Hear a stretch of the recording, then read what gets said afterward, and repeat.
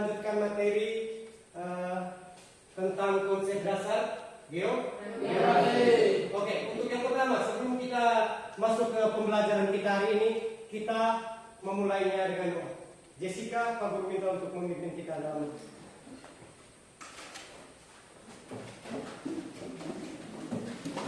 teman-teman dan Bapak Guru, marilah kita siapkan hati untuk doa. Izinkanlah saya membawa doa ini secara Katolik. Dalam nama Bapa dan Tuhan Yesus, terima kasih atas segala berkat dan perlindungan-Mu, sehingga kami bisa berkumpul kembali di tempat ini untuk melaksanakan kegiatan kami. Kami mohon berkat dan perlindungan-Mu untuk hari ini, agar kegiatan kami hari ini berjalan dengan lancar. Nama-Mu kami puji kini dan sepanjang masa. Amin. Dalam Bapa. silakan dulu. Baik. Penting tidak menurut anak-anak semua kita berdoa? Kenapa berdoa itu penting? Coba ada yang bisa angkat tangan, silakan. Kenapa berdoa itu penting? Dengan berdoa, kita bisa memulai hati kita dengan baik. Oke, baik.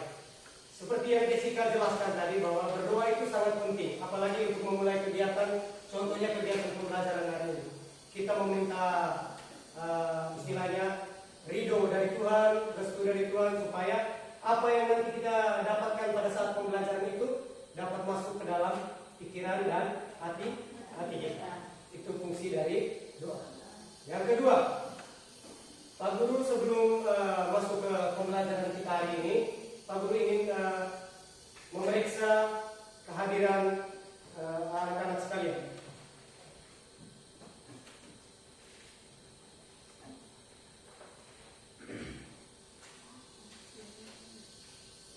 Yang pertama Agnesia Jen Taka.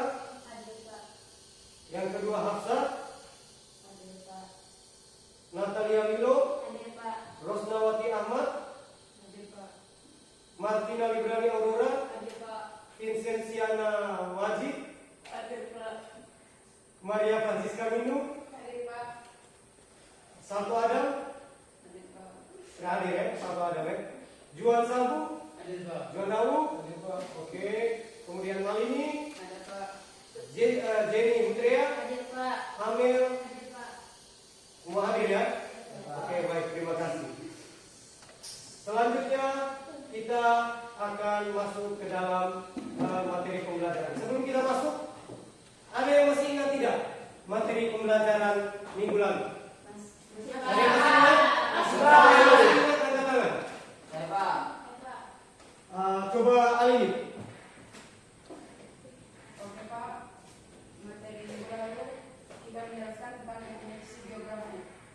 Definisi geografi adalah ilmu yang mempelajari tentang fenomena-fenomena geosfer yang ada di permukaan bumi dan hubungan antara fenomena-fenomena tersebut. Oke, baik, kita kasih aplaus.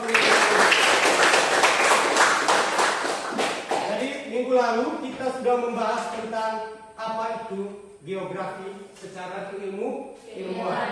Ya, geografi itu seperti penjelasannya ini tadi adalah ilmu yang mempelajari tentang fenomena geosfer yang ada di permukaan bumi. Fenomena geosfer. Ada yang tahu apa itu fenomena geosfer? Siapa yang bisa? Coba. Oke, Kevin, silakan. Baik, fenomena-fenomena geosfer adalah litosfer, hidrosfer, atmosfer, biosfer, dan antroposfer. Oke, baik. Kita kasih aplaus juga.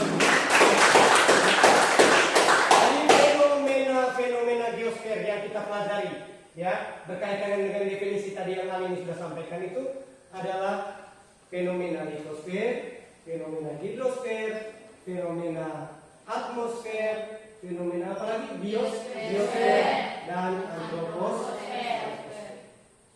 Ya, itu adalah fenomena geosfer. Nah, sekarang hubungannya fenomena geosfer dan pembelajaran kita hari ini apa?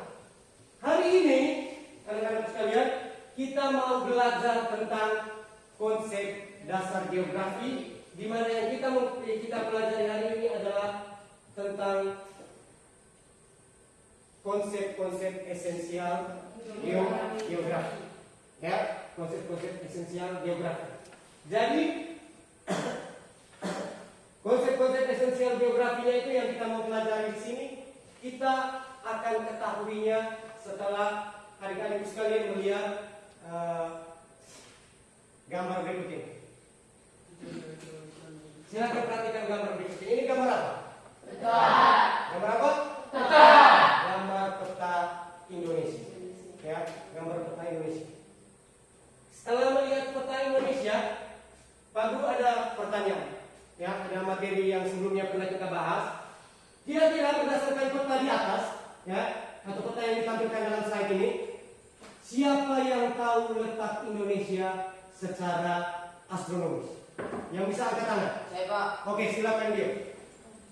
letak astronomis Indonesia adalah 6 derajat lintang utara sampai 11 derajat lintang selatan dan 90 derajat bujur timur sampai 141 bujur timur. Oke, silakan dulu. Kita kasih tepuk tangan dulu. 6 derajat lintang utara sampai dengan 11 derajat lintang selatan, kemudian 95 derajat bujur timur sampai dengan 141 derajat bujur timur. Ya, itu letak Indonesia secara astronomis. Nanti Pak Guru jelaskan maksud dari pertanyaan Pak Guru itu. Kemudian yang kedua, selain letak secara astronomis, ada juga letak Indonesia secara geografis. Ada yang tahu apa letak Indonesia secara geografis? Oke, silakan jual. Letak geografi Indonesia adalah berada di antara dua benua Oke, dan dua samudra, berada di antara dua, yaitu benua Asia dan benua Australia, oke, benua Asia dan benua Australia. serta samudra Pasifik dan samudra Hindia. Oke, baik, kita kasih tepuk tangan dulu. Letak Indonesia secara astronomis, ya, itu terletak pada 6 derajat lintang utara dan 11 derajat lintang selatan, 95 derajat bujur timur sampai 141 derajat bujur timur. Kemudian letak secara geografis itu dilihat berdasarkan posisi Indonesia. Ada di antara dua benua dan juga dua samudra. Benua Asia sebelah utara dan benua Australia. Kemudian diapiti oleh dua samudra juga. Samudra Kenapa Pak Guru menanyakan pertanyaan tentang letak Indonesia secara astronomis dan secara geografis? Karena ini berkaitan dengan materi pembelajaran yang akan kita bahas pada hari ini, pada siang ini ya. Jadi letak astronomis dan letak geografis itu termasuk dalam salah satu konsep geografi yang akan kita bahas. Konsep esensial geografi. Ya, maka perlu untuk kita tahu konsep esensial geografi itu contohnya seperti apa. Contohnya itu yang pertama tadi kamu Pak Guru tanyakan adalah letak Indonesia secara astronomis dan juga secara geografis. Oke, baik. Selanjutnya kita akan masuk ke karena hari ini kita belajar tentang konsep esensial geografi. Adik-adik sekalian, anak-anak sekalian perlu untuk tahu kira-kira tujuan kita mempelajari konsep esensial hari ini itu adalah ya, tujuan kita mempelajari konsep esensial geografi. Tujuan pembelajarannya yang ingin kita dapatkan hari ini itu adalah peserta didik dapat mengidentifikasi konsep esensial geografi. Jadi adik-adik sekalian, anak-anak sekalian, penting untuk anak-anak sekalian untuk bisa memahami apa itu konsep esensial geografi dan juga penting untuk kita semua bisa mengidentifikasi. Contohnya seperti yang pertama tadi Pak Guru jelaskan. Letak Indonesia secara astronomis 6 derajat lintang utara sampai 11 derajat lintang selatan. Itu masuk dalam kategori konsep lokasi. Nah, nanti kita akan belajar nanti. Tapi tentunya tujuan pembelajaran kita hari ini adalah untuk mengetahui atau untuk bisa dapat mengidentifikasi konsep esensial geografi. Ya, pernah dengar istilah kata konsep? Pernah dengar tidak? Pernah tidak? Pernah dengar kata konsep? Apa itu kira-kira menurut adik-adik sekalian? Silakan bebas bicara, bebas. Konsep menurut Megan itu apa kira-kira? konsep menurut Petang itu adalah pengertian. Ya, konsep menurut Petang itu pengertian. Terus ada yang lain mungkin? Saya Pak. Catherine apa? Bentuk atau kerangka yang akan dibahas. Bentuk atau kerangka yang akan kita mau bahas. Jadi konsep esensial geografi itu berkaitan dengan bentuk-bentuk, ya, atau cara-cara atau strategi apa untuk bisa mengidentifikasi masalah yang nyata tapi dalam bentuk yang abstrak. Ya, masalahnya ini nyata nih, tapi kita buat konsepnya itu dalam bentuk yang abstrak, bentuk berupa teori-teori, penjelasan-penjelasan itu yang sifatnya abstrak. Ya, ya. Jadi tujuannya kita supaya adik-adik sekalian bisa untuk mengetahui konsep-konsep esensial geografi, bisa identifikasi. Berikutnya lagi, pada hari ini, pada pembelajaran hari ini, tentunya Pak Guru juga akan memberikan beberapa penilaian. Ya, penilaian itu seperti ini di atas, coba adik-adik perhatikan ini. Yang pertama, Pak Guru akan menilai keaktifan mengenai keaktifan adik-adik dalam berdiskusi. Ya, kemudian penilaian individu. Ya. Kemudian itu yang pertama adalah penilaian secara kelompok. Yang kedua penilaian secara individu. Ya. Jadi ada dua kriteria penilaian. Ya, ada dua kriteria penilaian. Yang pertama secara kelompok, yang kedua secara individu. Secara kelompoknya apa? Adik-adik semua, anak-anak sekalian harus bisa menyelesaikan tugas kelompok dengan baik. Terus harus bisa kerja sama. Ya. Dan yang ketiga, nanti hasil tugas diskusinya Pak Guru nilai. Ya. Terus untuk individunya apa? Pak Guru nanti akan menilai adik-adik secara individu. Siapa yang berani mengemukakan pendapat? Siapa yang berani menjawab pertanyaan? Bagaimana inisiatif? Siapa yang duluan mau angkat tangan? Ya, seperti itu. Kemudian jiwa kepemimpinan dalam hal berdiskusi. Bagaimana seorang moderator itu dalam memimpin diskusi. Kemudian antusiasme mengikuti pembelajaran. Jadi yang loyo-loyo, ya kita belajar itu harus semangat. Ya. Jadi untuk karena kita bicara soal semangat, ya, karena kita bicara soal semangat, supaya kita lebih semangat, kita coba pimpin kita dalam tepuk semangat. Silakan. Tepuk fokus, ya, tepuk fokus. Supaya kita bisa lebih fokus. Oke, silakan berdiri semuanya. Oke teman-teman, untuk menambah fokusan kita harus berdiri tepuk fokus. Tepuk fokus. Melihat, mendengar, mengingat, fokus. Oke, baik, terima kasih. Tepuk tangan semua. Oke, ini yang berkaitan dengan antusiasme mengikuti pembelajaran. Harus fokus dan juga harus semangat. Oke, selanjutnya kita akan masuk ke kegiatan inti. Ya, karena kebetulan kami semua sudah duduk dalam bentuk kelompok, kita langsung melakukan pembelajaran ini berdasarkan kelompok yang sudah kalian bentuk. Oke. Ada dua kelompok yang kemudian Pak Guru akan berikan penugasan, ya, penugasan untuk menyelesaikan masalah-masalah yang berkaitan dengan konsep esensial geografi. Ya.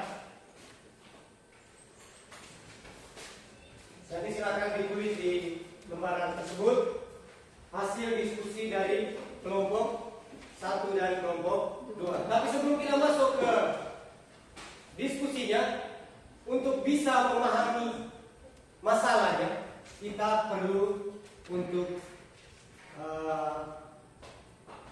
menonton video singkat. Ya, menonton video singkat yang akan Pak Guru tampilkan. Jadi adik-adik semua mengamati videonya, kemudian kita akan membahas isi video berdasarkan pertanyaan-pertanyaan yang Pak Guru sampaikan di lembaran LKPD dengan sekalian. Ya.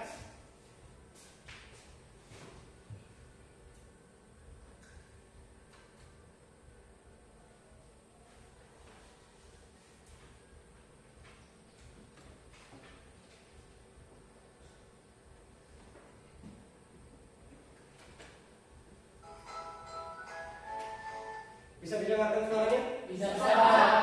Oke, semua fokus dan semua mengamati sambil mencatat hal-hal yang penting yang kemudian nanti ada hubungannya dengan materi diskusi yang akan kita bahas. Jadi fokus perhatikan videonya sambil melihat hal-hal penting yang untuk kemudian kita bahas.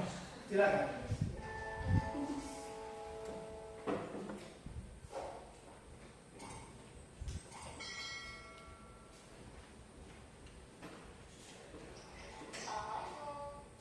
Oke, di sini saya akan menjelaskan materi mengenai 10 konsep dasar biografi. Oke, silakan disimak. Konsep. Sebelumnya, apa sih konsep itu? Nah, di sini konsep adalah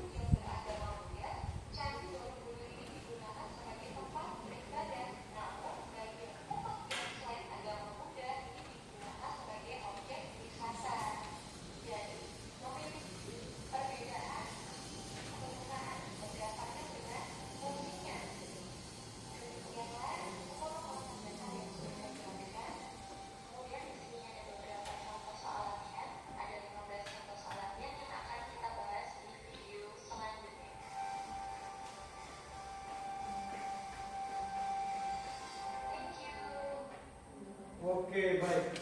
Sudah mendengarkan semuanya? Sudah, Pak. Jelas tadi ya? Jelas. Atau ada yang masih belum jelas saya dengarnya? Sudah. Sudah jelas semuanya ya? Jadi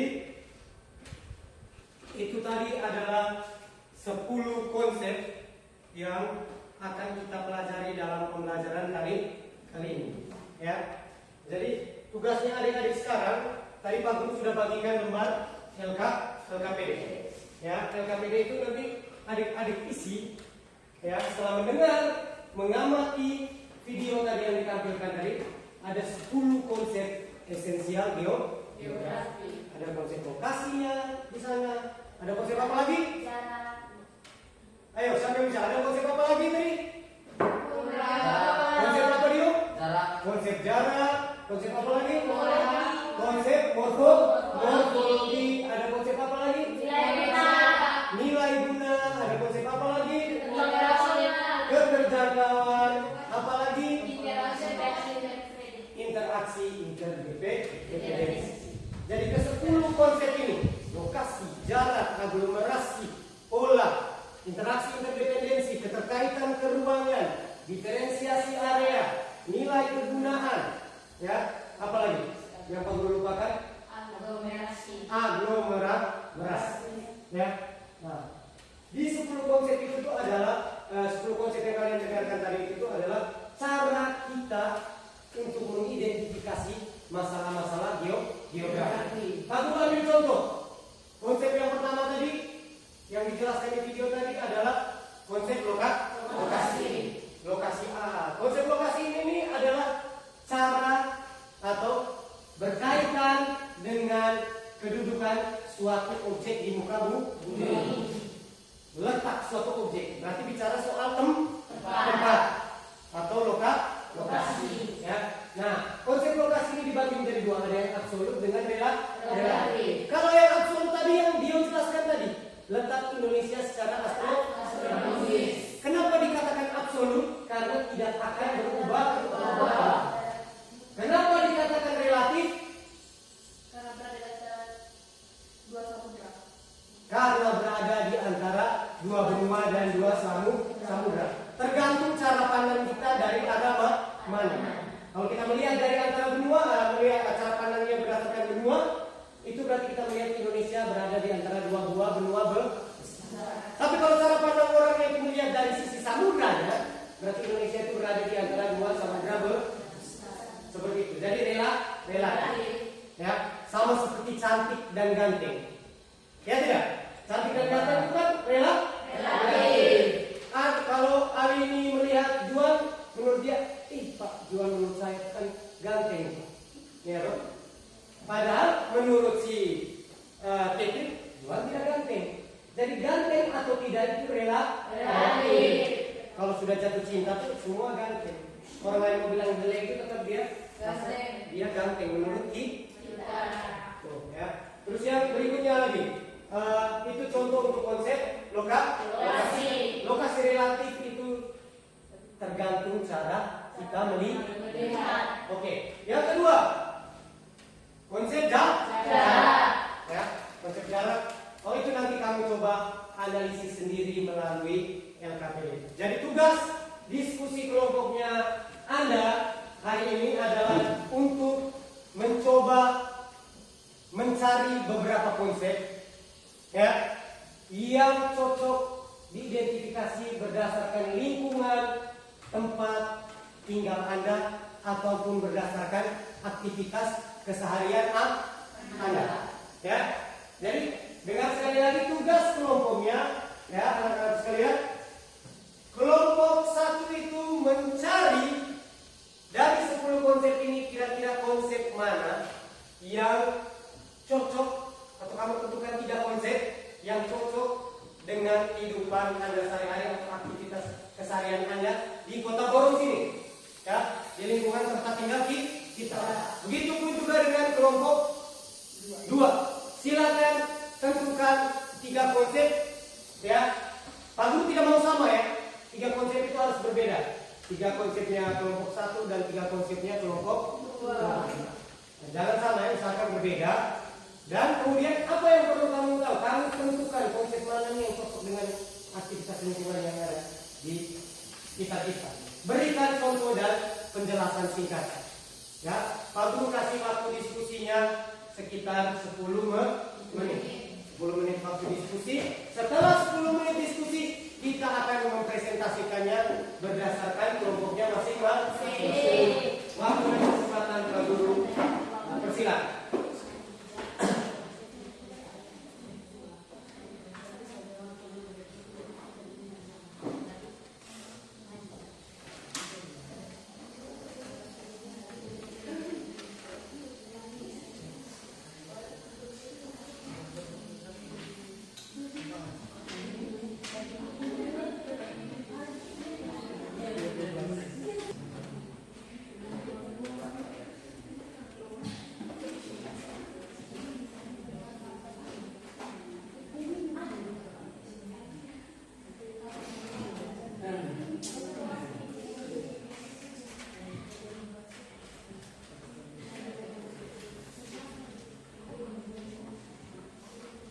Anak-anak sekalian silakan bisa menggunakan handphone boleh untuk mencari materi-materi yang berkaitan dengan konsep-konsep itu ya.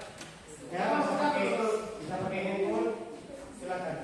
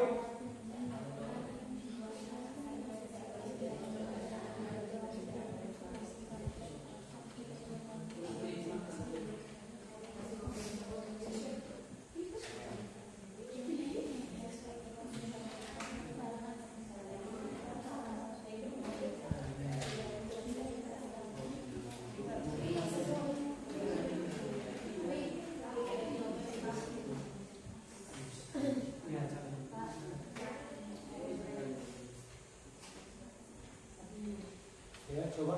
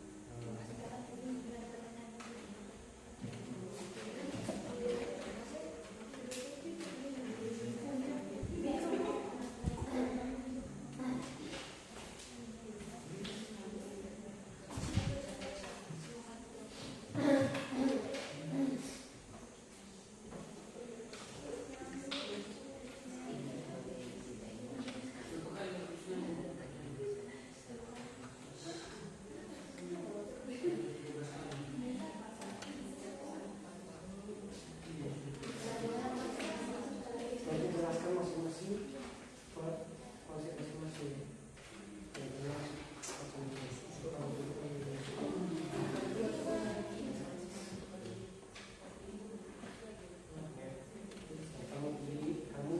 Kamu memilih konsep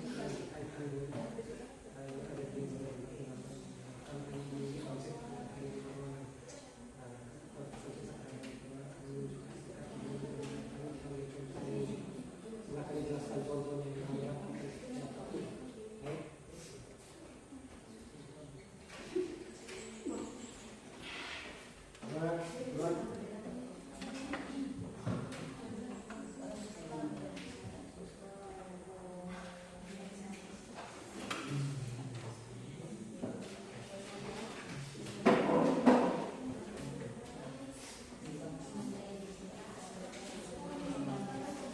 Ada yang belum paham?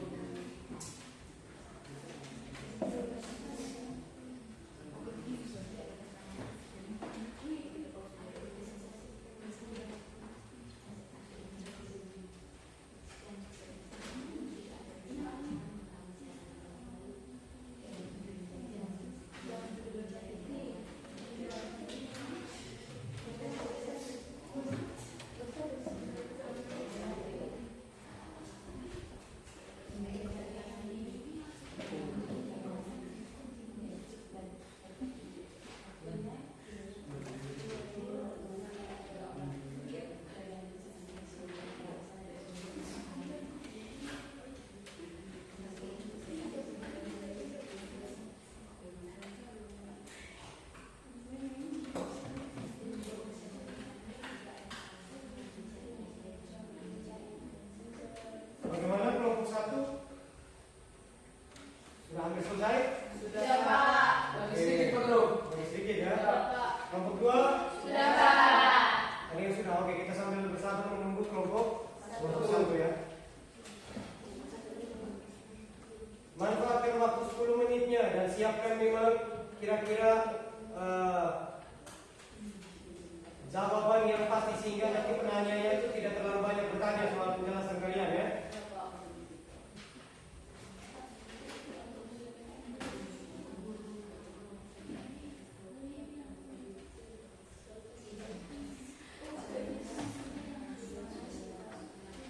Guru, Ya sudah Pak Guru. sudah ya. Ya Pak. Berarti kedua-dua kelompoknya sudah selesai semua. Sudah, Pak. Oke, baik.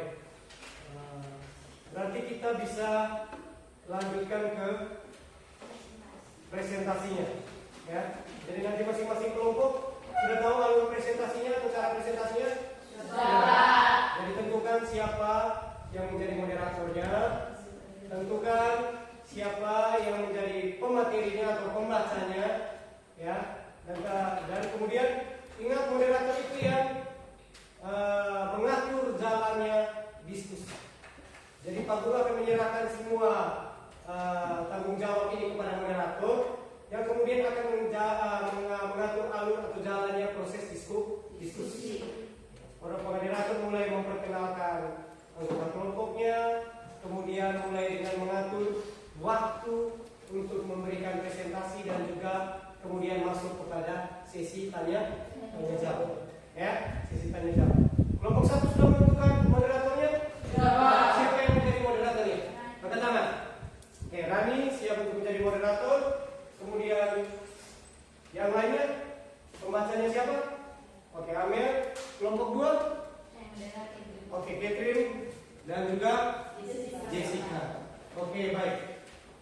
Untuk kesempatan yang pertama, kita akan kasih kesempatan buat kelompok 1 untuk mempresentasikan hasil diskusi. Kita kasih tepuk tangan dulu untuk kelompok 1.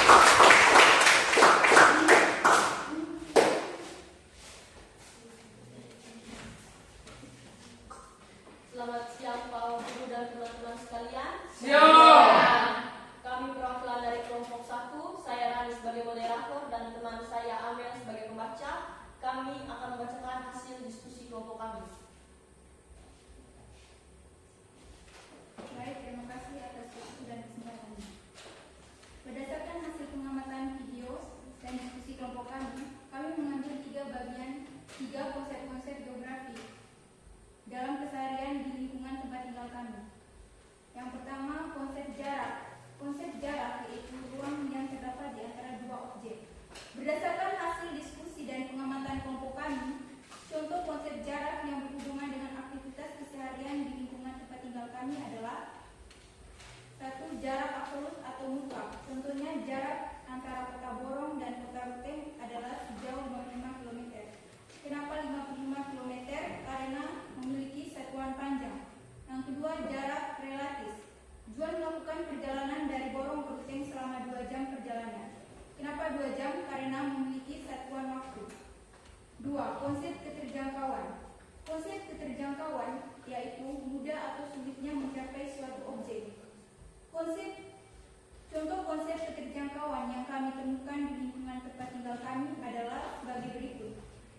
LR adalah salah satu wilayah di Kabupaten Manggarai Timur yang cukup sulit untuk diakses karena kondisi medan yang buruk dan alat transportasi yang kurang memadai. 3. Konsep pola. Konsep pola yaitu bentuk, struktur, dan persebaran fenomena di muka bumi. Bentuk pola permukiman. 1. Memanjang, 2. mengelompok, 3. menyebar. Contohnya, pola permukiman di wilayah Kota Borong memanjang mengikuti jalur jalan raya. Sekian hasil presentasi kelompok kami. Selagi masih ada waktu, saya akan membuka sesi tanya jawab kepada kelompok 2. Pertanyaan minimal 2. Saya ingin bertanya. Baik, terima kasih. Saya Tresna Martianinu, perwakilan dari kelompok 2 ingin bertanya. Coba kalian jelaskan pada konsep pola, bentuk-bentuk pola pemukiman, dan contoh singkatnya. Terima kasih. Terima kasih atas pertanyaan dari kelompok 2. Izinkan kami untuk kembali ke tempat duduk untuk mendiskusikan bersama teman-teman kelompok kami. Masih ada pertanyaan lagi dari kelompok kami, ada 1 pertanyaan. Silakan bisa pertanyaan. Habis itu baru kalian diskusi ya. Saya atas nama Danilo ingin bertanya, apa alasan suatu daerah mudah atau sulit untuk dicapai dan konsep ketergantungan? Oke. Apa alasan suatu daerah mudah atau sulit untuk dijangkau? Ya. Terima kasih pertanyaan dari kelompok 2. Izinkan kami kembali ke kelompok kami dulu untuk mendiskusikan hasil pertanyaan tersebut.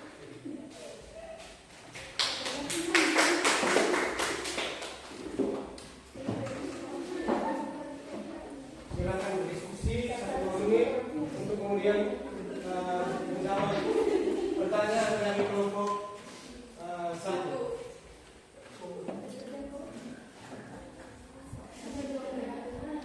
Baik, sebelum mereka menjawab pertanyaan dari kelompok 2 ya. Pak Guru coba mengulang lagi pertanyaannya kelompok 1 ya dengan baik-baik. Pertanyaan pertama tadi itu berhubungan dengan bentuk-bentuk pola pemukiman. Nah, tadi kami membahas tentang konsep pola, ya toh? Kelompok 1 tadi membahas tentang pola memanjang yang ada di kota Borong, kota tempat kita tinggal ini. Itu pemukimannya memanjang sesuai dengan jalur jalan raya. Yang Pak kelompok 1 minta itu adalah selain pola memanjang itu ada pola lainnya, toh? Coba kamu berikan contoh, ya, kamu berikan contoh. Apakah hanya pola memanjang saja atau apa? Ya. Pertanyaan kedua, kenapa suatu daerah itu mudah atau sulit untuk dijangkau? Alasannya itu apa? Atau faktor apa yang menyebabkan sebuah daerah itu menjadi mudah ataupun menjadi sulit untuk dijangkau? Ya, silakan kelompok 2 berdiskusi, kelompok 1 berdiskusi dulu. Kemudian kalau sudah usahakan 1 menit ya diskusinya, jangan terlalu lama, atau 2 menit begitu. Kemudian silakan tentukan untuk anggota ataupun siapa yang ingin menjawab pertanyaan ini.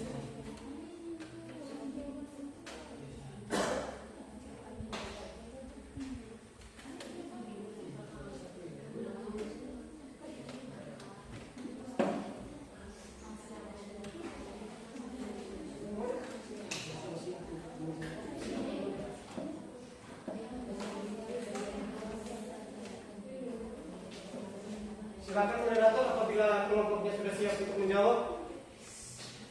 Oke, teman-teman, kami sudah siap untuk menjawab pertanyaan. Saya silakan kepada teman saya, Ali. Oke, terima kasih. Pertanyaannya dari kelompok 2. Pola kemungkinan memanjang, contohnya seperti pola kemungkinan di wilayah Kota Borong memanjang mengikuti jalur jalan raya. Pola kemungkinan melompok, contohnya seperti daerah Pasar Borong atau perkantoran di Labong yang dibuat melompok atau terkonsentrasi pada satu titik. Pola kemungkinan menyebar, contohnya kemungkinan penduduk yang ada di daerah dataran tinggi atau pegunungan seperti di Elat cenderung menyebar karena mencari tempat yang rata untuk membuat rumah.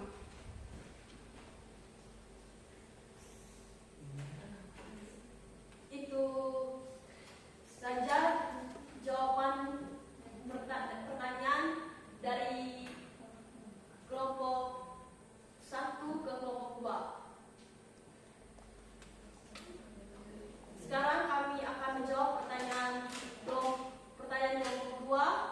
Pada nomor 2, saya akan persilakan teman saya Juan untuk membaca.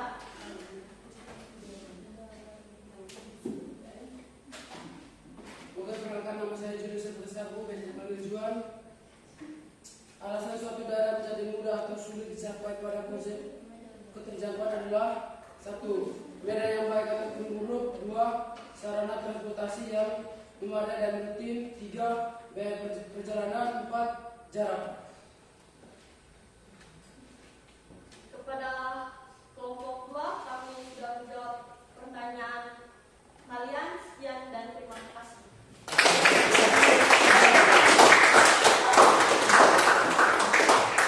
Baik, itu tadi penjelasan atau hasil diskusi dari kelompok 1 ya. Jadi pada diskusi kelompok 1 tadi mereka menentukan 3 konsep.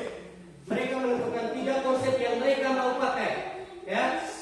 Mereka menentukan 3 konsep yang mereka mau pakai dalam kehidupan mereka sehari-hari. Jadi setelah mereka mengamati video tadi, setelah mereka melakukan diskusi, mereka menentukan 3. Ada konsep jarak di situ, ada konsep pola di situ, ada konsep keterjangkauan. Ya, yang mana tadi sudah mereka berikan contoh. Untuk konsep jarak, mereka ambil contoh aktivitas sehari-hari. Kita orang Borong ini sering pergi ke Ruteng, dong. Jarak dari Borong ke Ruteng itu adalah sejauh 55 km. Jarak absolut atau mutlak itu tidak akan berubah. Makanya dikatakan sebagai absolut. Ya, begitu. Kemudian yang kedua, jarak relatifnya. Mereka bilang begini, jarak relatif itu dilihat berdasarkan waktunya. Juan naik motor atau berkendara dari Borong ke Ruteng itu sejauh selama ya, karena waktu ya, selama 2 jam perjalanan. Ya, 2 jam perjalanan. Itu relatif. Kenapa relatif? Kalau Juan bisa saja 2 jam perjalanan. Belum tentu Pak Guru 2 jam perjalanan. Karena Pak Guru orang tua, mungkin Pak Guru menempuh waktunya lebih lama, 3 jam. Karena Pak Guru adrenalin, no? Pak Guru kan takut mati, tidak bisa ngebut. Jadi Pak Guru jalannya pelan-pelan. Ya, seperti itu. Ya, bisa dipahami. Bisa, Pak. Terakhirnya nanti baru Pak Guru coba generalisasi, coba tarik kesimpulan dulu. Untuk selanjutnya Pak Guru mau kasih kesempatan buat kelompok 2 untuk mempresentasikan. Ya, masih semangat? Masih. Masih semangat? Masih. Kalau masih semangat kita lanjutkan dulu ke kelompok 2. Ya, silakan kelompok 2 silakan.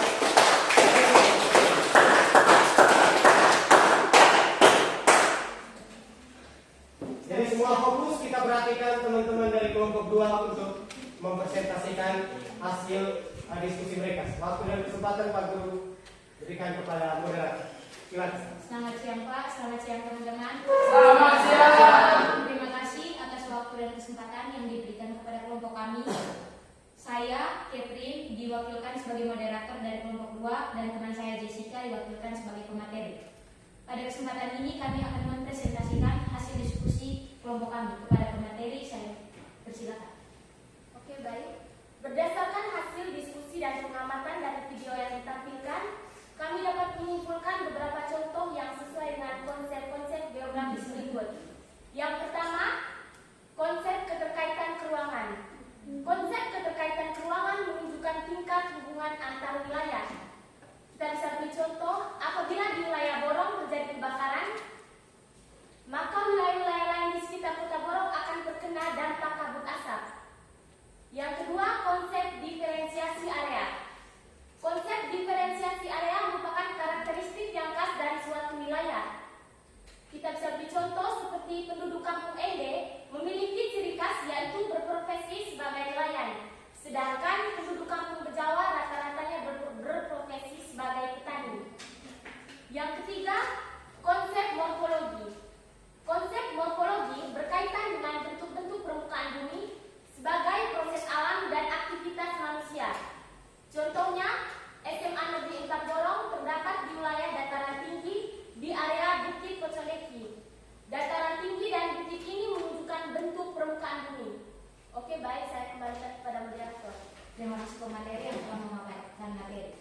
Pada kesempatan ini kami memberikan kesempatan untuk bertanya dari kelompok 1. Kepada kelompok 1 kami persilakan memberikan pertanyaan minimal 2. Kepada Kakak Rani silakan. Pada proses morfologi terdapat bentuk permukaan bumi sebagai proses alam dan aktivitas manusia. Berikan contoh bentuk permukaan bumi sebagai akibat dari aktivitas manusia. Oke, baik, terima kasih pertanyaan pertamanya. Silakan untuk pertanyaan kedua.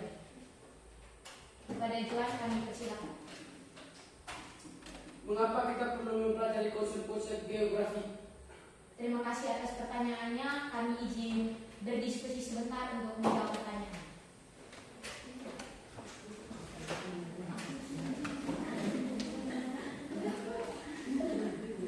Baik, kita kasih kesempatan dulu untuk kelompok 2 ya, untuk berdiskusi untuk menjawab pertanyaan teman-teman dari kelompok 1 ya. Ingat ya, kelompok 2 ada 2 pertanyaan tadi ya. Fokus, ada 2 pertanyaan tadi. Yang pertama itu bertanya tentang bagaimana bentuk atau morfologi ya, konsep morfologi ya, yang berkaitan dengan bentuk buatan manusia dan juga proses alam itu sendiri. Terus yang kedua berkaitan dengan apa kira-kira manfaatnya kita belajar tentang konsep-konsep esensial geografi. Ya, kelompok 2 tadi sudah menjelaskan 3 buah konsep yang mereka jadi contoh. Jadikan contoh ya. Ada konsep apa tadi di situ? Yang kamu pilih tadi konsep keterkaitan keruangan, diferensiasi area dan morfologi. Kira-kira kenapa konsep-konsep itu menjadi penting untuk kamu bahas di sini? Itu pertanyaan tadi, Bang Jo. silakan.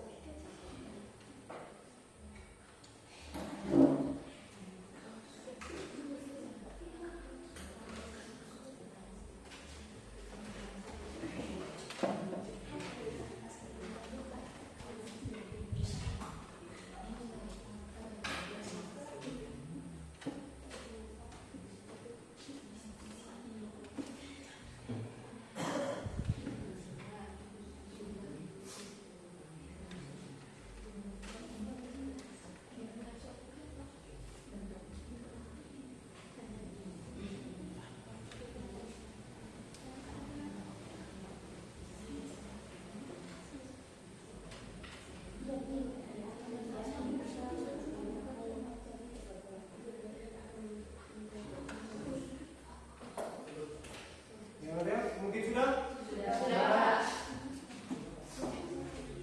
Silakan diperhatikan, fokus kelompok 1. Kami akan menjawab pertanyaan dari kelompok 2 kepada teman saya yang telah ditunjukkan untuk menjawab pertanyaannya. Saya persilakan.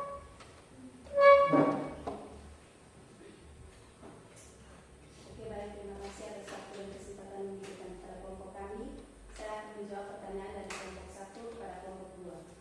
Bentuk lereng yang curam tetapi dibuat seperti anak tangga oleh manusia untuk kegiatan pertanian. Contohnya sawah-sawah yang terdapat di daerah Sika dan Tanah Misir. Ini adalah contoh dari bentuk permukaan bumi sebagai akibat dari aktivitas manusia. Oke, mereka mengambil contoh lereng yang dibuat seperti punden atau anak tangga untuk dijadikan daerah persawahan. Baik, pertanyaan keduanya saya persilakan Sian untuk menjawab. Jadi terima kasih atas kesempatan yang diberikan kepada saya. Saya akan menjawab pertanyaan nomor 1. Agar kita dapat menyelesaikan masalah-masalah geografi dengan bantuan konsep geografi ini. Itu saja jawaban dari pertanyaannya. Demikian presentasi kami. Jika ada kesalahan, mari kita bicarakan baik-baik. Jangan pergi mencari yang lebih baik. Oke, kita kasih lagi.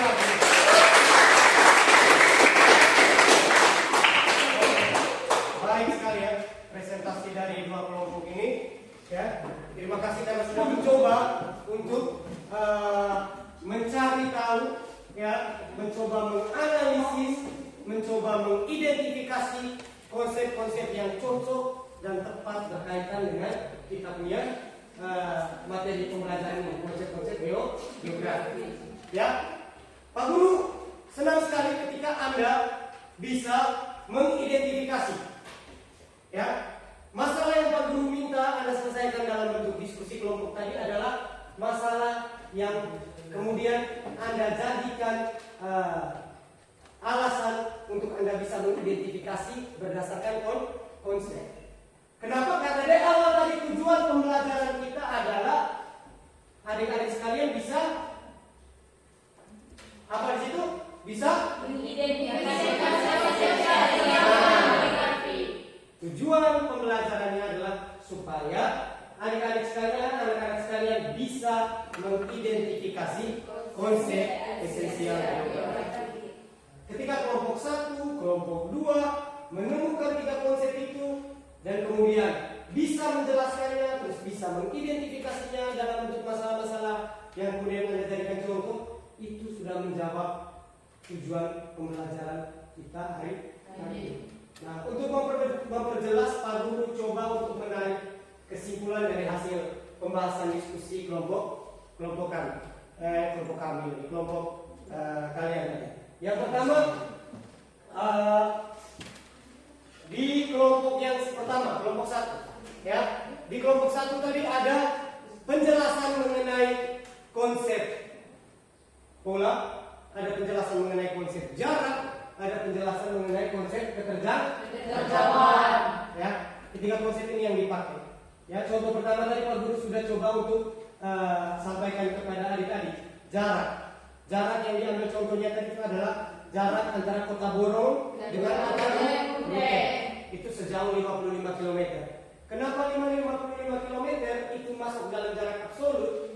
Jarak absolut itu sifatnya mutlak, tidak dapat berubah-ubah. Ya, tidak dapat berubah-ubah. Makanya harus pakai satuan panjang, kilometer. Ya. Kemudian jarak relatifnya. Juan menempuh perjalanan sejauh 2 jam perjalanan menuju kota Bukit. Kenapa relatif? Karena bisa 2 jam, bisa 3 jam, bisa 4 jam, tergantung kondisi. Kalau Juan ngebut dengan kecepatan di atas 80 km per jam, bisa saja dia tiba 1,5 jam lebih cepat. Ya, lebih cepat setengah jam dari 2 jam perjalanan. Kalau motornya terjadi kendala atau dia tidak ngebut dalam perjalanannya, itu bisa saja dia menunggunya hanya dalam kurun waktu 3 jam sampai 4 jam. Relatif. Ya. Terus yang kedua, konsep pola. Konsep pola ini berkaitan dengan persebaran fenomena yang ada di muka bumi. Ya. Coba kalau kita lihat konsep pola itu berkaitan dengan sebaran fenomena yang ada di permukaan bumi. Tadi yang kelompok 1 jelaskan sudah baik sekali. Memanjang, menyebar, kemudian mengelompok.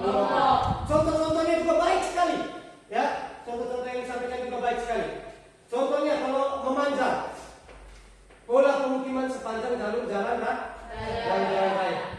Kamu kan sering lihat rumah-rumah dibangun sepanjang jalur jalan raya. Itu namanya pola memanjang. Yang kedua, pola mengelompok. Contohnya pasar.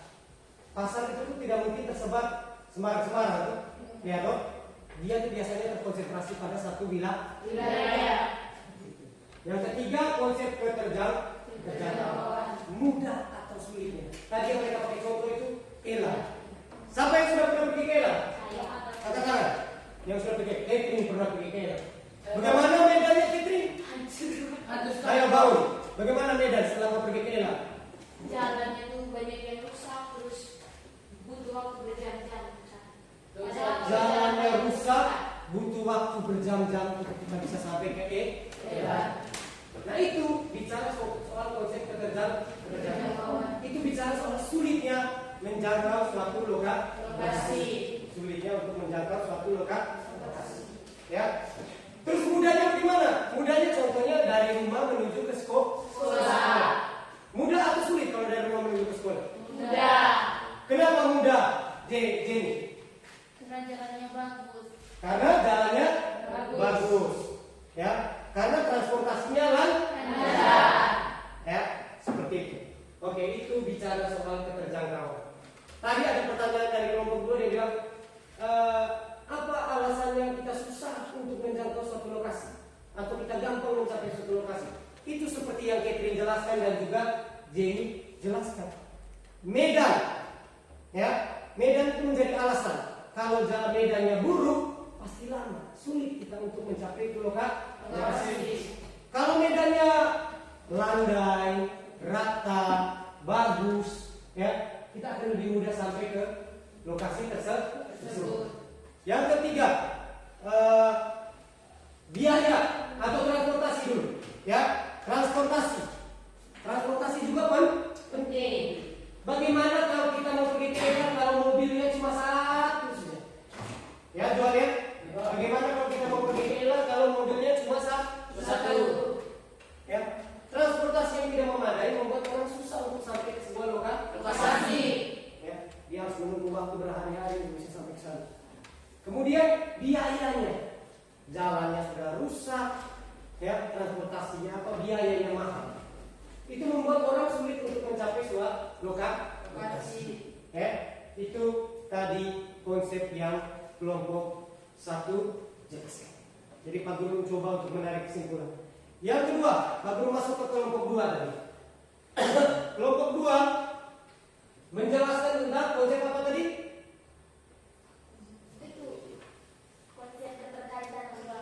Konsep keterkaitan keruangan. Ya, konsep keterkaitan keruangan.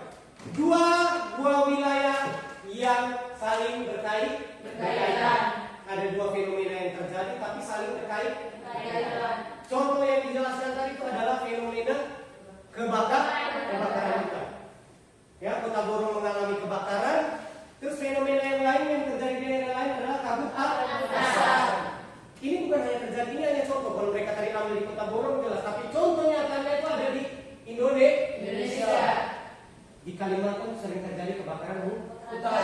Dampaknya negara-negara tetangga seperti apa? Malaysia, Brunei, Singapura itu terdampak polusi udara.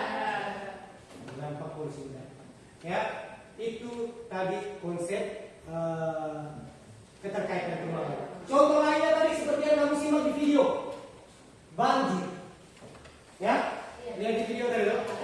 Banjir terjadi di daerah hulu. Bukan banjir.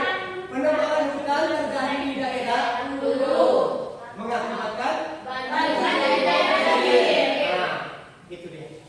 Penebangan hutan terjadi di daerah hulu mengakibatkan banjir terjadi di daerah hilir. Ya. Jadi ada dua fenomena yang beda. Orang tebang hutannya di gunung sana, tapi yang terkena dampak banjir itu orang yang ada di daerah dataran rendah. Di Borong sering tidak terjadi. Sering tidak? Di kampung apa sana? Kampung Geo. Iya tidak? Iya. Di kampung Geo itu sering terjadi yang namanya banjir. Itu karena apa? Di daerah aliran sungai itu sering tidak dibersihkan.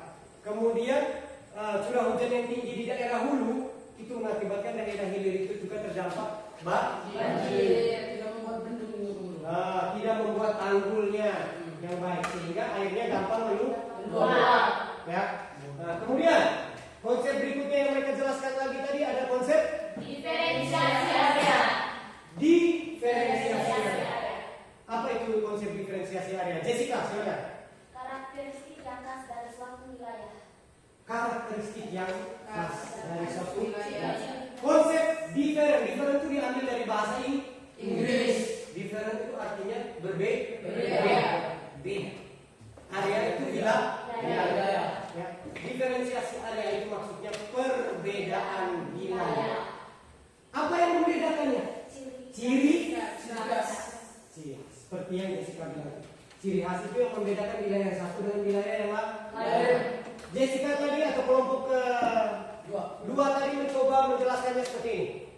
Perbedaan wilayah berdasarkan ciri khas mereka ambil contoh Kampung Ende dan Kampung Jawa. Kampung Ende itu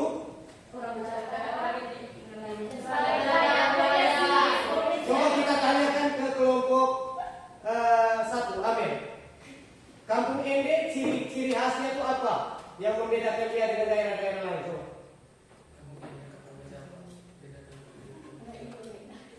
Ayo, silakan amin. Kalau Kampung Ende ciri khasnya apa? Kalau Kampung Jawa ciri khasnya apa? Kampung Ende di Kampung Jawa. Ya. Kampung Ende banyak nelayan. Oke, kalau di Kampung Ende banyak orang berprofesi sebagai nelayan. Kemudian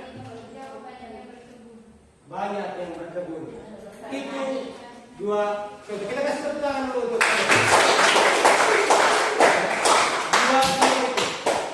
ciri khas orang dari Kampung Ende itu adalah rata-rata profesinya itu sebagai nelayan. Seperti yang kamu simak di video tadi. Akhirnya kamu bisa ambil contoh di sini. Itu baik sekali. Ya. Kampung Ende itu dicirikan sebagai daerah yang rata-rata penduduknya itu bermata pencaharian sebagai nelayan. Itu ciri khas. Jadi kalau orang tanya, kau dari mana? Kampung Ende. Pasti kamu nih nelayan nih. Oh iya, kami nelayan. Karena rata-rata mereka di situ hidup sebagai nelayan. Terus Kampung Jawa, apa ciri khasnya? Oh, orang-orang di sana rata-rata berkebun. Kenapa? Karena daerahnya di daerah pegunungan. Ya, jadi orang di sana tidak ada yang bisa melaut, tidak ada bisa jadi nelayan. Mereka lebih banyak berkebun. Ya, berkebun itu ciri khas. Contoh lainnya lagi, ciri khas suatu wilayah itu, ini Pak Guru kasih contoh lain. Tadi kan dilihat berdasarkan mata pencarian. Ini Pak Guru coba kasih contoh lain. Contohnya dialek. Tahu dialek? Logat? Tahu logat?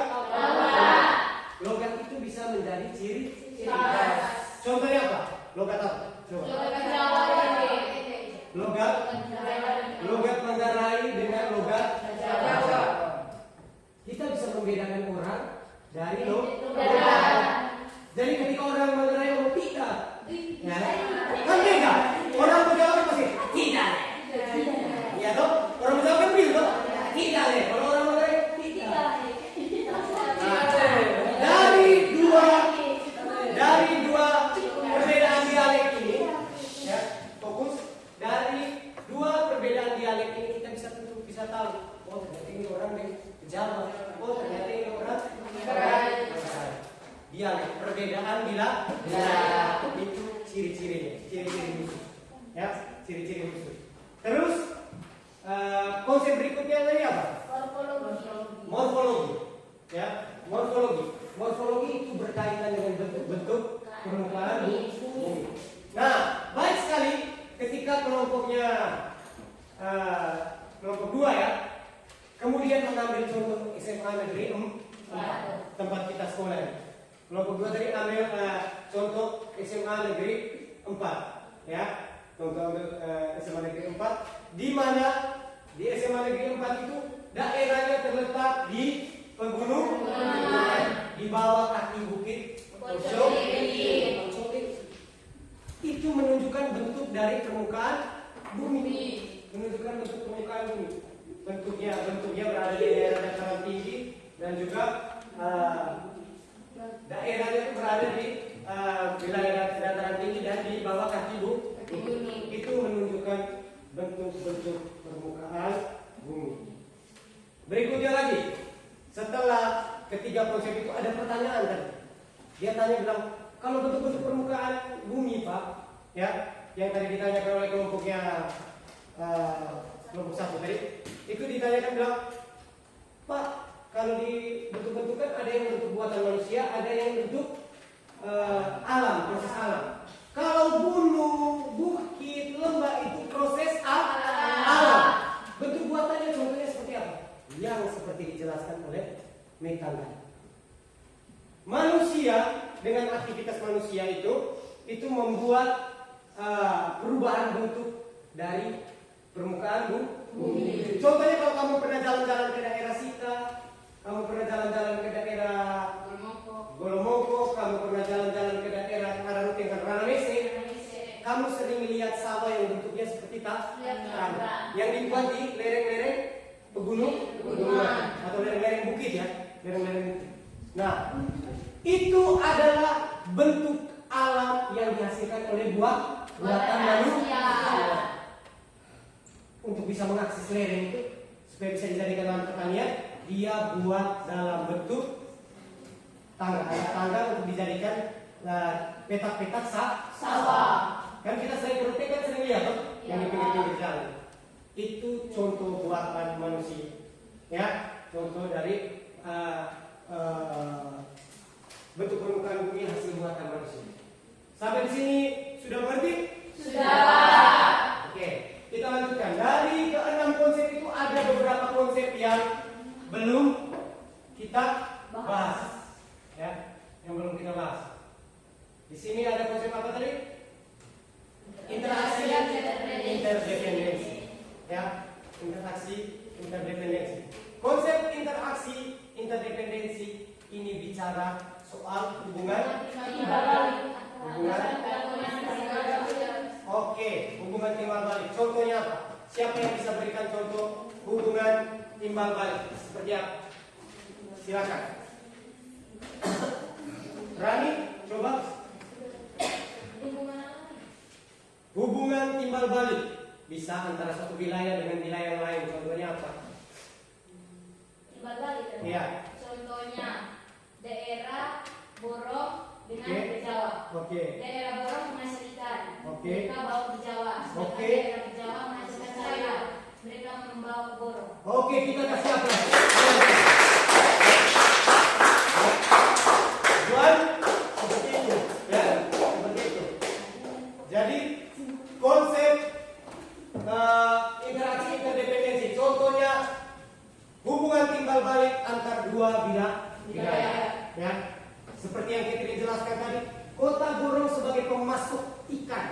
bagi daerah berjawa. Dan begitu pun sebaliknya, daerah berjawa sebagai pemasok sayur-sayuran. Itu ada hubungan timbal balik. Oke. Berikutnya, jadi sudah paham ya interaksi interdependensi. Kemudian konsep nilai kegunaan. Ya. Nilai kegunaan ini bicara soal pentingnya suatu wilayah atau sumber daya bagi manusia. Contohnya, pentingnya suatu wilayah kita bisa lihat potensi. Oh, di SMA Negeri 4 ini terdapat daerah pasir yang sehingga cocok untuk dijadikan sebagai daerah penambangan pasir. Ya, penambangan pasir. Jadi kita melihat manfaat. Oh, di daerah itu ada apa? Kemudian bisa dimanfaatkan sebagai apa? Ya, paham sampai di sini? Paham. Ya, itu konsep nilai kegunaan. Ya, contoh yang tadi, nilai kegunaan lahan pertanian, hutan pertambangan. Ya, contohnya, oh di daerah SMA Negeri 4 ada hutan lindung, sehingga ada hutan, ya ada hutan, sehingga berpotensi untuk dijadikan sebagai kawasan hutan lindung. Ya, oke. Selanjutnya, nah, setelah ini selesai, kita lihat berikutnya. Penerapan konsep dalam kehidupan sehari-hari. Ya, penerapan konsep dalam kehidupan sehari-hari. Lihat. Kamu tadi menjelaskan loh di kelompok-kelompok konsep-konsep yang kamu identifikasi dalam kehidupan sehari-hari. Ini adalah penerapan. Ya. Yang pertama, untuk menentukan rute perjalanan. Caranya apa? Kita bisa pakai konsep lokasi. Kita bisa pakai konsep daerah. Kita bisa pakai konsep keterjangkauan. Kita mau pergi ke satu tempat, kita bisa lihat konsep keterjangkauan. Mudah atau sulit kita sampai ke situ. Ya, begitu. Jaraknya berapa sih? Ya toh? Iya Pak. Tadi kan ada yang jelaskan konsep jarak toh? Nah, yang kedua, bagaimana lokasinya? Dia itu ada di mana sih? Ya, itu dalam kehidupan sehari-hari. Yang kedua, potensi bencana alam. Kita bisa analisis potensi bencana alam dari konsep-konsep itu. Yang pertama, konsep morfologi, bentuk permukaan bumi. Ya, kamu masih ingat bentuk permukaan bumi? Kalau daerahnya curam berarti ada potensi bencana. Bencana apa kalau daerahnya terlalu curam? Bencana apa? Longsor. Oke, berikutnya lagi, ya, merencanakan tata ruang wilayah. Kita bisa pakai konsep aglomerasi. Aglomerasi itu pengelompokan fenomena. Ya, kita bisa pakai konsep aglomerasi dan konsep diferensiasi area. Ya. Untuk merencanakan tata ruang kita lihat, oh daerah Kampung Ende itu adanya di pesisir pantai. Jadi pola pemukiman yang cocok untuk mereka itu seperti apa? Itu kita bisa tentukan. Yang berikutnya lagi untuk mengembangkan pariwisata. Itu kita bisa pakai konsep lokasi. Oh, lokasi apa namanya? Liang Balai ini sangat bagus karena ada pasir putih, sehingga bisa dijadikan daerah pariwisata. Berikutnya lagi kita memilih lokasi tempat ini. Kita bisa tentukan jaraknya, kita bisa tentukan waktu tempuhnya, ya seperti itu. Sampai di sini ada pertanyaan? Tidak ada. Oke, baik.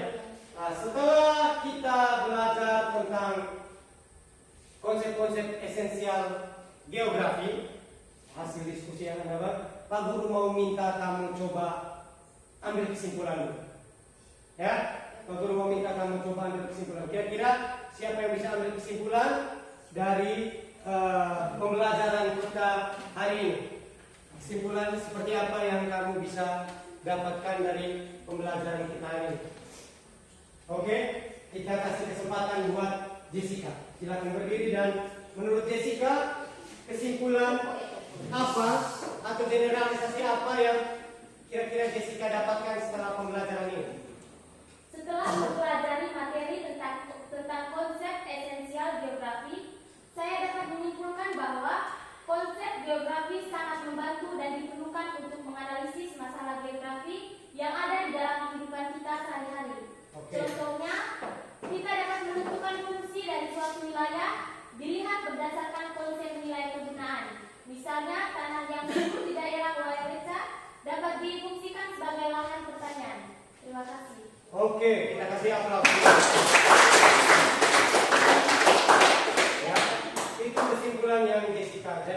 setelah Jessica belajar, setelah kita semua ini belajar, Jessica mewakili semua kita yang belajar di ruang ini. Setelah dia belajar tentang konsep esensial geografi, Jessica mengambil kesimpulan bahwa konsep geografi ini sangat penting untuk kita pelajari. Kenapa? Supaya kita bisa identifikasi masalah yang ada di kehidupan kita sehari-hari. Tentunya masalah berkaitan dengan masalah geografi. Bukan mau menyelesaikan masalah yang berkaitan dengan masalah percintaan. Tidak ada ya. Tidak ada hubungan dengan itu ya. Anak sekolah itu tugasnya belajar. Oke. Jadi masalah-masalah yang berkaitan dengan fenomena-fenomena geografi. Kita bisa mengidentifikasi masalah. Tadi Jessica bisa kasih contoh. Contohnya Pak, daerah Indonesia itu tanahnya subur. Sehingga setelah kami memahami konsep nilai kegunaan, kami bisa tahu bahwa dengan tanah yang subur itu untuk kegiatan untuk apa? Dijadikan sebagai lahan pertanian. Ya, dijadikan sebagai lahan pertanian. Itu kesimpulan dari Jessica. Jadi tentunya penting sekali kita untuk mempelajari konsep-konsep ini. Ya, seperti yang Jessica sampaikan, ketika ada masalah geografi tentunya ketika kamu sampai ke rumah berdiskusi dengan teman-teman di rumah, dengan keluarga di rumah, tentunya ada pertanyaan. Ya, ada pertanyaan dari bapak, dari mama, dari ini. Contohnya pertanyaannya itu biasa begini. Kenapa kita ini bisa sampai gempa bumi terus? Ya tidak? Ada pertanyaan tidak seperti itu? Ya, dok. Sebagai orang geografi, bisa kita jelaskan ke mereka. Ya, itu kan gempa bumi itu kan termasuk fenomena yang terjadi di muka bumi. Kita bisa jelaskan bahwa itu karena apa? Tadi pergeseran lempeng bumi. Jadi ketika ada pertanyaan-pertanyaan begitu sebagai orang geografi, kita mempelajari tentang bagaimana pergerakan dari lempeng-lempeng tektonik. Ya, pergerakan lempeng tektonik. Jadi kalau orang mau tanya seperti itu, kenapa kita ini tiap hari ini gempa terus? Ya, kenapa nih berita di TV ini tiap hari ini hanya gempa? Itu karena posisi Indonesia yang berada di antara lempeng bumi. Dua buah lempeng bumi apa? Lempeng Eurasia dan Indo-Australia. Ya, itu dia. Kemudian berikutnya lagi, setelah kita mempelajari konsep-konsep geografi, Pak Guru mau kasih kamu penugasan. Ya, setelah kita memahami konsep, setelah ada kesimpulan tadi, ada penugasan. Ya, nanti Pak Guru bagikan kamu TTS. Ini contoh TTS ya. Ya, lihat ini, perhatikan baik-baik. Ya, nanti Pak Guru akan bagi di akhir pembelajaran dan sebentar. Setelah selesai, ini TTS, teka-teki silang. Ya, teka-teki silang ini yang nantinya akan kalian kerjakan sampai di rumah. Nah, bagaimana cara mengerjakan teka-teki silang? Ini masih kosong semua. Caranya di sini ada daftar pertanyaan. Ya, daftar pertanyaan. Di sini ada tulis across dan down. Ya, across artinya mendatar. Down artinya menurun. Oke, lihat. Ya, lihat di sana. Satu menurun. Ya, satu menurun. Down. Ya, satu menurun. Bentuk-bentuk permukaan bumi sebagai proses alam dan aktivitas manusia. Ini konsep apa? Siapa yang bisa angkat tangan?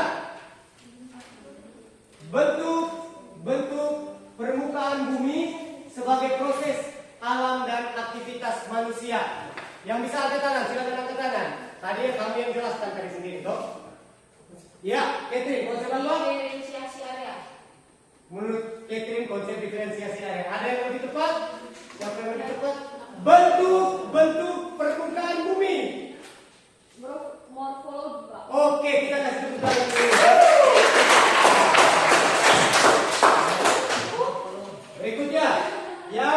Berikutnya, pertanyaan kedua, ya. Di sana ada dua menurun. Lihat pertanyaannya, perhatikan pertanyaannya di depan. Lihat pertanyaannya di depan. Ya. Menunjukkan tingkat hubungan antar wilayah. Tadi harus aku jelaskan.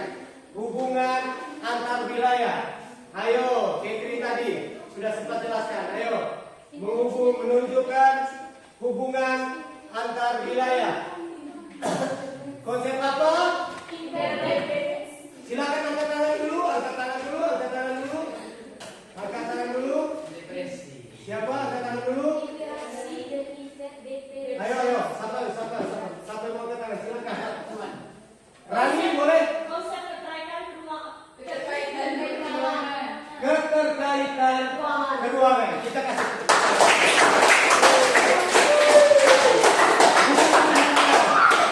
Ya, hubungan antar wilayah.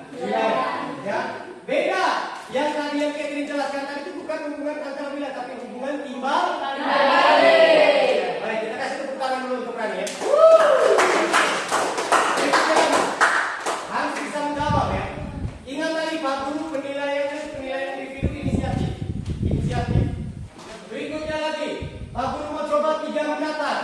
Ya, 3 mendatar. Karakteristik yang khas dari suatu wilayah. Ayo, karakteristik yang khas dari suatu wilayah. Ayo. Pak Guru mau lihat. Ayo, lihat. Kamu lihat kelompoknya. Kamu lihat kelompok tadi yang menjelaskan. Kamu dengar ya. Silakan Medan. Karakteristik dari suatu wilayah apa itu? Konsep diferensiasi area. Oke, konsep diferensiasi. Berikutnya lagi, Pak Guru mau lihat yang 5 menurun, ya, 5 menurun, lihat. Kedudukan suatu objek di permukaan bumi. Tadi sudah dijelaskan, bahkan Pak Guru abang-abang tuh di awal pembelajaran tadi, Pak Guru sudah ngomong itu.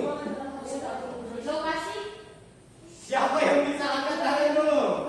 Angkat tangan dulu. Ayo, angkat tangan dulu. Ayo.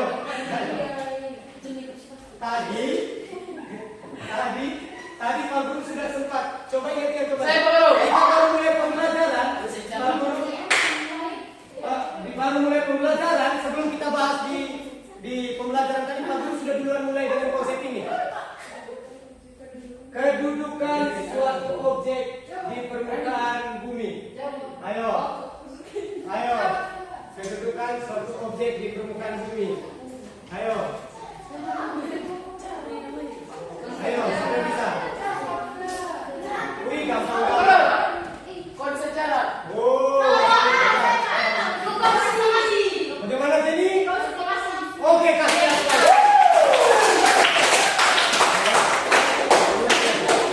Jadi anak-anakku sekalian, perhatikan. Ini yang akan menjadi tugas Anda untuk diisi di rumah. Ya, nanti Pak Guru kasih lagi bentuk TTS yang berbeda. Kemudian nanti kamu coba isikan di rumah untuk menjadi bahan atau tugas yang akan kalian kumpulkan minggu depan. Ya, minggu depan. Dan berikutnya, sebelum kita mengakhiri pembelajaran kita pada hari ini, kita mau Pak Guru mau kasih gambaran tentang materi yang akan kita pelajari di minggu depan. Ya, di minggu depan nanti kita akan mempelajari materi lanjutan. Kalau hari ini kita belajar tentang konsep-konsep geografi, minggu depan kita akan belajar tentang pendekatan geografi. Ya, kita akan belajar tentang pendekatan geografi. Ya, kita akan belajar tentang pendekatan geografi. Dan terima kasih atas kehadiran adik-adik semua pada pembelajaran hari ini. Pak Guru ingin menyampaikan satu pesan bahwa kedepannya kita harus bisa lebih sering untuk belajar, harus lebih giat lagi untuk belajar, sehingga apa yang kita pelajari itu akan berguna bagi masa depan kita semua. Ya, terima kasih atas partisipasinya, terima kasih atas inisiatifnya hari ini, dan kita akhiri pembelajaran kita hari ini dengan doa. Ya, Pak Guru minta salah satunya untuk memimpin kita dalam doa penutup. Bisa.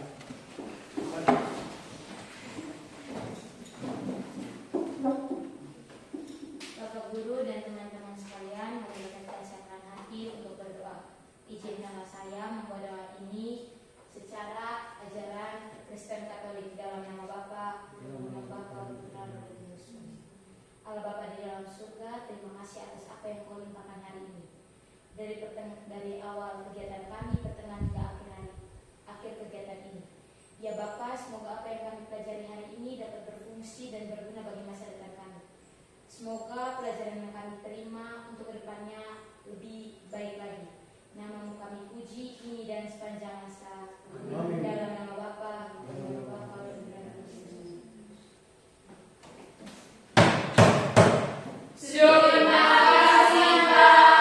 Terima kasih semua ya. Selamat siang. Terima kasih.